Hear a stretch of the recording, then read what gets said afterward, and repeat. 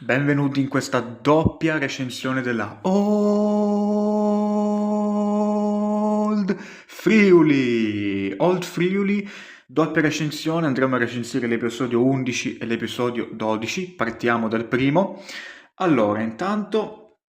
la situazione con Happy Paolo, con Happy Farming, sta diventando sempre più importante con i Death Riders, visto che, come sappiamo, Leslie era stato rapito, quindi insomma ha tante gatte da pelare. Tra l'altro l'episodio parte con Trinity che fa casini, quindi insomma anche Trinity non rende la vita facile a IP Farming. Comunque, ehm, Ludmillo che insomma non si è ancora presentato, che ancora non dà segni di vita, cioè sì, ha risposto alla telefonata, ha detto che è a Chernobyl, però quante prove tangibili ci sono che Ludmillo sia veramente a Chernobyl? Cioè io onestamente manderei una squadra di, non lo so, giornalisti del TG che avevo fatto l'altra volta, il TG Happy Farming, il TG Old Friuli, però purtroppo non posso, cioè nessuno vuole, perché giustamente nessuno vuole rischiare la vita per andare a Chernobyl, perché comunque con tutte le radiazioni che ci sono lì, insomma, quindi ecco, anche la location da raggiungere è molto difficile, quindi un Ludmillo che io, onestamente parlando, non vorrei che stesse raccontando tante balle qui, perché qui mi sembra che Ludmillo non me la racconta giusta, cioè dopo che vai a comunque sapere che Leslie è stato rapito, Happy Farming è in crisi, non so come fare, tu ti fai i cazzi tuoi a Chernobyl, cioè insomma, non lo so, non mi sembra che sia dalla parte giusta Ludmillo, non vorrei che Ludmillo sia stato reclutato dai Death Riders, perché insomma, però Happy Farming ci ha lasciato uno spiraglio di speranza perché ha detto che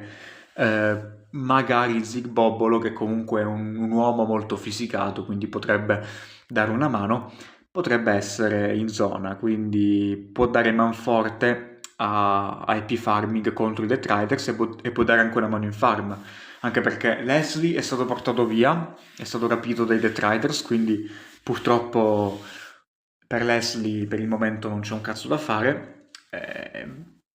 Insomma, piuttosto bisogna anche vedere come Happy Farming si riprenderà Leslie. Fra l'altro mi pare strano che nell'episodio Happy Paolo abbia lavorato tranquillo, senza chiedere, senza telefonare ai Death Riders, o magari i Death Riders che telefonavano a lui con Leslie che pregava, no vi prego, Panzone, vienimi a prendere, Panzone, Panzone, Panzone, insomma, e non è successo.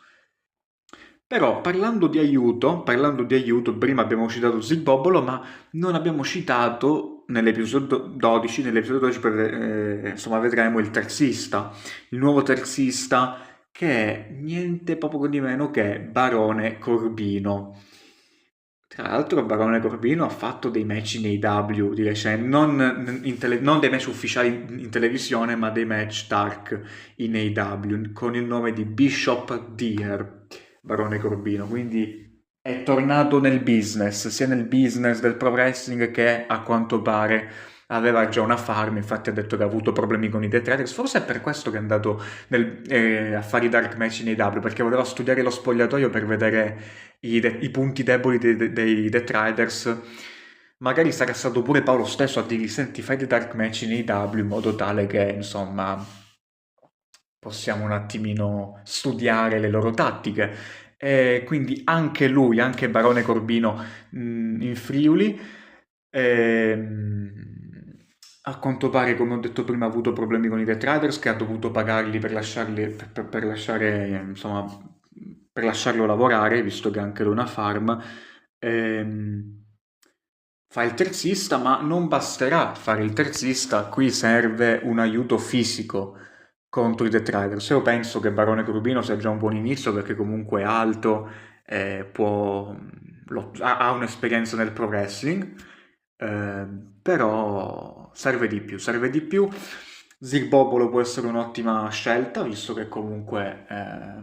sì, perché a sto punto Epifarming si deve costruire un team nuovo, perché Ludmillo è scomparso, è a Chernobyl fra virgolette, perché non si sa se sia davvero lì o no. Leslie è stato rapito, gli serve un team completamente nuovo. Ora, Ludmilla era l'unico con un po' di forza. Leslie, guardatelo come fa ad avere forza uno del genere.